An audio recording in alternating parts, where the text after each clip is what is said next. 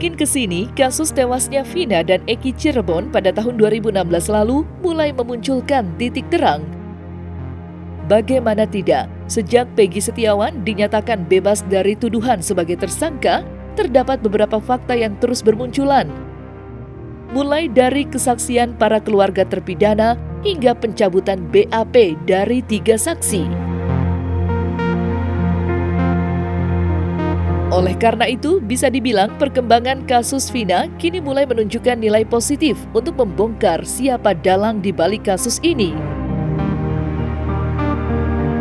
Dan inilah 5 perkembangan kasus Vina yang mulai terbongkar versi Cumi Top 5.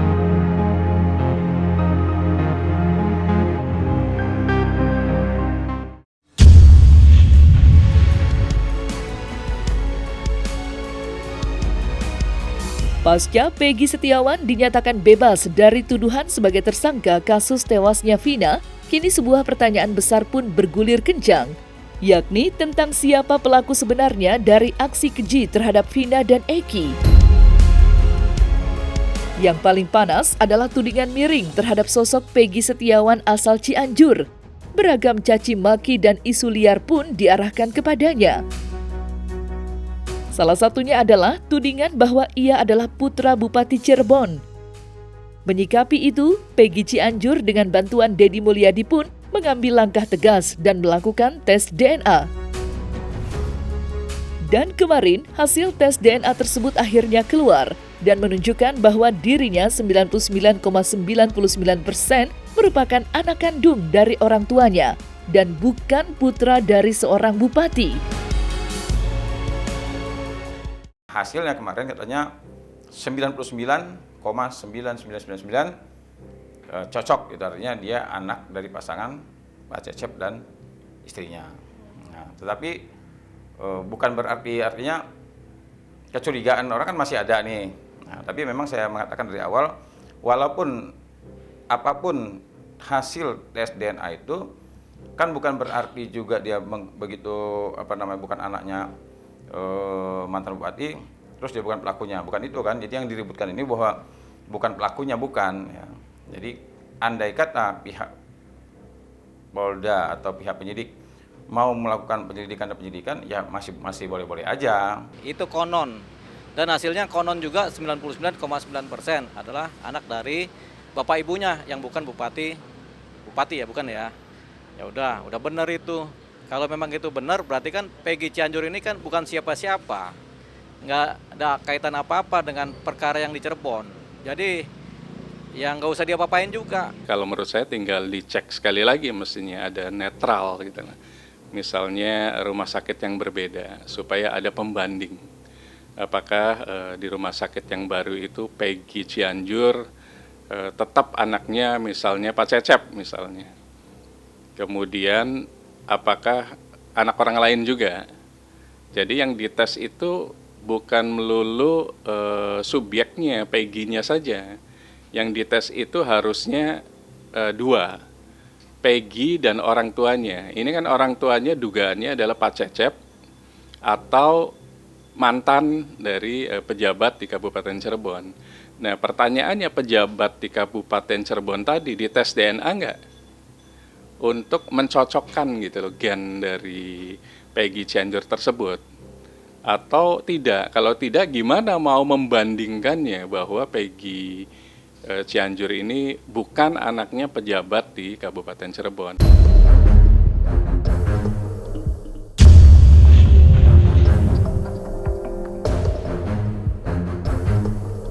Tiga saksi dalam kasus tewasnya Vina, Okta, Teguh, dan Pramudia mendadak mencabut BAP lamanya.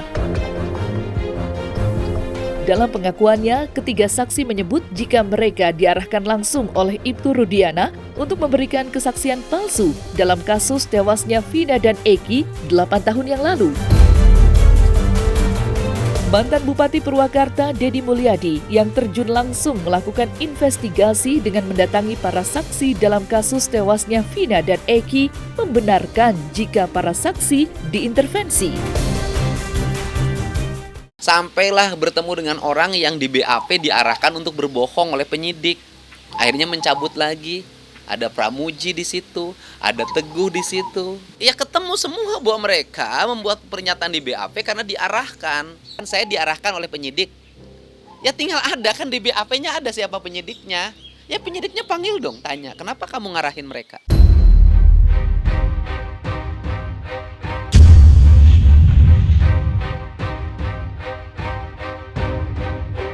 Mantan Bupati Purwakarta Deddy Mulyadi membuat langkah berani dengan mendampingi keluarga terpidana untuk melaporkan Ketua RT Abdul Pasren atas dugaan kesaksian palsu di bawah sumpah di Mabes Polri dalam kasus tewasnya Vina dan kekasihnya Eki. Dalam pendampingannya, mantan Bupati Purwakarta 2 periode itu tidak sendiri, melainkan didampingi tim kuasa hukum dari Peradi. Dalam kasus tewasnya Vina yang kembali viral, Deddy Mulyadi diketahui ikut melakukan investigasi dengan mendatangi narasumber baik dari keluarga terpidana maupun saksi mata yang ikut memberikan kesaksiannya di pengadilan. Membuat laporan polisi yang dibuat oleh keluarga para terpidana dan kami mendampingi selaku kuasa hukum. Kami sudah menyiapkan alat-alat bukti berupa saksi-saksi, kemudian keterangan pernyataan-pernyataan, kemudian juga putusan pengadilan, dan juga bukti elektronik berupa video-video yang nanti akan kami sampaikan kepada penyidik. Tentu nanti akan kita lengkapi dengan keterangan ahli. Saya kira itu yang kita sampaikan bukti-bukti itu kepada pihak Mabes Polri. Mereka ini kan orang dari Wong Cirebon ya, yang dalam kehidupan sosial ekonomi yang berada pada lapisan masyarakat yang paling bawah. Yang seumur hidup barangkali mereka baru pertama kali menginjakan diri di Mabes Polri. Mereka datang ke sini untuk menguji kebenaran. Pengujiannya adalah bahwa hari di putusan pengadilan 2016 itu kan ada putusan yang menyatakan bahwa Ibu siapa? Aminah. Ibu Aminah itu bersimpuh di pangkuan Pak RT Pasren meminta agar Pak RT Pasren berbohong dengan mengiming-imingi uang. Kemudian didampingi oleh pengacara. Setelah saya menemui mereka, sambil menangis mereka mengatakan, mereka tidak ada peristiwa itu. Yang ada adalah mereka dan keluarga terpidana datang ke Pak RT Pasren untuk meminta agar Pak RT Pasren berkata jujur, berkata yang sebenarnya. Itu yang mereka sampaikan, dan tidak ada mereka duduk di pangkuan, yang ada adalah bersimpuh di bawah kakinya Pak RT Pasren, karena Pak RT Pasren sedang duduk di kursi. Dan keterangan itu dikuatkan oleh Pak mantan Ketua RW tahun 2016 yang hari kemarin datang menemui saya dan siap bersaksi di Mabes Polri mana yang paling benar dari seluruh pernyataannya, dan seluruh kebenarannya nanti biar diuji di Mabes Polri saja. Siapa yang benar? Pak RT Pasren yang mengatakan anak-anak terpidana yang sekarang mendekam di penjara itu tidak tidur di rumahnya atau mereka tidur di rumahnya. Itu barangkali kedatangan kemari. Dan termasuk Pak RT Pasren kan tidak mengakui bahwa kahfi anaknya bareng sama mereka. Sedangkan seluruh pernyataan dari keluarga terdakwa, terpidana, dan para saksi menyatakan anaknya juga ikut tidur bersama para terpidana yang hari ini mendekam di penjara. Saya itu kan mengamati, menelusuri peristiwa ini udah hampir 1 bulan. Dan saya melihat dari waktu ke waktu, dari orang ke orang saya wawancara, dan saya sajikan tanpa ada 1 detik pun yang saya potong. Saya sajikan, saya pikir publik bisa melihat deh, meyakini siapa yang benar dan siapa yang salah. Tetapi kan kebenarannya tidak boleh kebenaran opini, tetapi harus menjadi kebenaran formil dan material. Untuk itu, salah satu lembaga yang memiliki otoritas untuk menguji kebenaran itu adalah Mabes Polri. Sehingga kita ingin agar masalah kasus Vina ini tidak hanya menjadi perdebatan yang tidak henti di media sosial dan televisi, tetapi teruji dari sisi aspek hukum sehingga bisa diakhiri dengan publik bisa disajikan siapa yang benar dan siapa yang salah. Dan yang paling utama kan mereka juga sudah ada yang melaporkan ke Mabes Polri dengan tuduhan melakukan pernyataan bohong atau kesaksian palsu serta merintangi penyidikan. Nah, justru mereka hari ini akan menyatakan dan siap untuk diperiksa bahwa kami tidak pernah berbohong dan kami tidak pernah merintangi penyidikan. Semoga adik-adik kami, anak-anak kami, dan saudara kami bisa dibebaskan semuanya.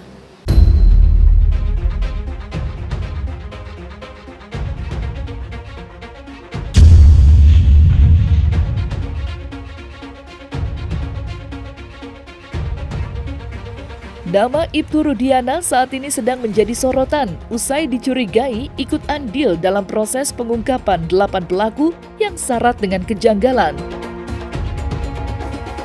Terlebih sampai dengan saat ini, Rudiana belum buka suara menanggapi berbagai tudingan yang dialamatkan kepadanya. Kabar terbaru, 3 kuasa hukum keluarga narapidana kasus Vina baru-baru ini kembali menyambangi Mabes Polri guna melaporkan Rudiana, ayah almarhum Eki. Didampingi Dedi Mulyadi, diketahui mereka melaporkan Rudiana sebagai seorang sipil saat membuat laporan polisi pertama kali dalam kasus Vina pada tahun 2016 silam. Membuat laporan terhadap Rudiana sudah selesai dan ini laporannya, bukti tanda terima laporannya ya sudah diterima. Jadi atas selesainya pelaporan ini kita harapkan pihak kepolisian ya dalam hal ini untuk segera melakukan penyelidikan ya kan terhadap laporan yang kami berikan beserta dengan semua bukti yang kami sampaikan. Dalam hal ini rekan-rekan sekalian seperti press conference yang tadi kami sampaikan bahwa kami selaku kuasa hukum dari terpidana Hadi ya yang melaporkan dari 6 terpidana yang lain ya. Hari ini hanya terpidana Hadi yang melaporkan kepada Rudiana kan gitu kan atas perbuatan yang kami laporkan ya. Peristiwanya nanti mungkin penyidik yang akan sampaikan, kami sudah sampaikan semua. Macam-macam ya bentuk penganiayaan yang dialami oleh klien kami, dari mulai injak-injak, kemudian pukulan, kemudian gembok kepala, dikenakan kepala sampai. Pasalnya yang kami laporkan ada 422 ya, pasal 351, pasal 333, 335, 242 ya, antaranya itu. Nanti kita biar penyidik lah yang menentukan ya.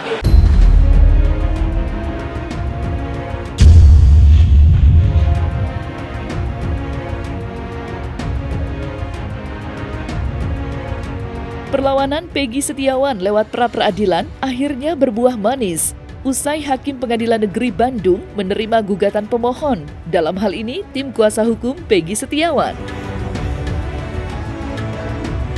Diterimanya seluruh gugatan pemohon, maka status tersangka Peggy Setiawan gugur demi hukum. Tidak itu saja, Polda Jawa Barat juga harus membebaskan Peggy dan memulihkan harkat martabatnya seperti sedia dulu kala. Memerintahkan kepada termohon untuk menghentikan penyidikan terhadap perintah penyidikan kepada pemohon. 7. Memerintahkan kepada termohon untuk melepaskan pemohon dari tahanan. Intinya permohonan pra-peradilan dari pemohon dikabulkan. Terima kasih banyak buat semuanya, buat pihak kuasa hukum, buat teman-teman, para netizen, keluarga, dan semuanya masyarakat Indonesia, netizen dan Presiden Joko Widodo, terus Presiden yang terpilih Prabowo Subianto. Saya hanya bisa menyimak, meskipun saya nggak bisa melihat, tapi saya bisa merasakan bagaimana perjuangan para keluarga, pihak kuasa hukum, dan para orang-orang yang sudah mendukung saya. Saya sangat berterima kasih banyak, dan saya selalu setiap hari saya berdoa untuk kelancaran semuanya, dan alhamdulillah pada hari ini Allah mendengar doa-doa saya dan doa keluarga saya. Yang saya harapkan adalah keadilan bisa tetap ditegakkan dan orang yang salah bisa terlihat salah dan orang benar bisa terlihat benar. Saya ingin kembali ke keluarga dan kembali beraktivitas dan melanjutkan mimpi dan cita-cita saya untuk bisa membahagiakan keluarga. Ya, ini saya akan jadikan ini sebagai pembelajaran untuk menjadi pribadi yang jauh lebih baik lagi, untuk bisa lebih dekat ke Sang Pencipta, dan saya selalu bersyukur ini menjadi pembelajaran bagi saya, dan ini adalah sangat luar biasa bagi saya untuk lebih baik lagi ke depannya.